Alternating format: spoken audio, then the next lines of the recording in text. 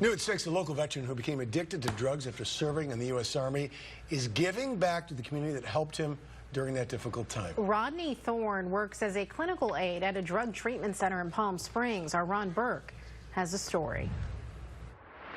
All my relationships with my parents, my family, my friends, my ex-wife, they are mended. You know. It took apologies and, more importantly, showing he could be trusted for Rodney Thorne to repair the relationships that were torn apart by his years of drug addiction. Thorne says he began selling drugs to make ends meet after serving in the U.S. Army for 8 years.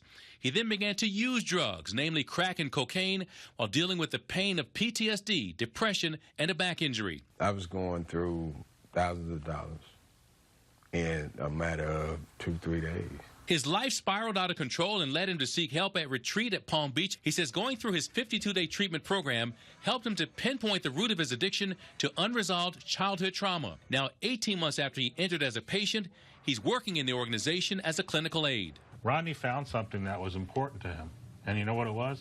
His living. The treatment center's founder and CEO says in his role, Thorne is helping others, especially veterans, to understand the need to confront the mental component to their addictions. And at the end of the day, you know, if you don't do that, and then all of a sudden that pops up at some inopportune time, you revert back to what you know best, and that's to numb yourself. The 50-year-old North Carolina native says sobriety brings him a peace he could not have imagined even 2 years ago. This Army vet is still serving, but in a different way, satisfied that he can be a helping hand, especially to those who've walked in his boots. I know some of the trauma and some of the events in their life they've been through are similar to mine. And I feel like if I can overcome it, of all people, you know, I can help the next one up. Ron Burke, WPBF 25 News.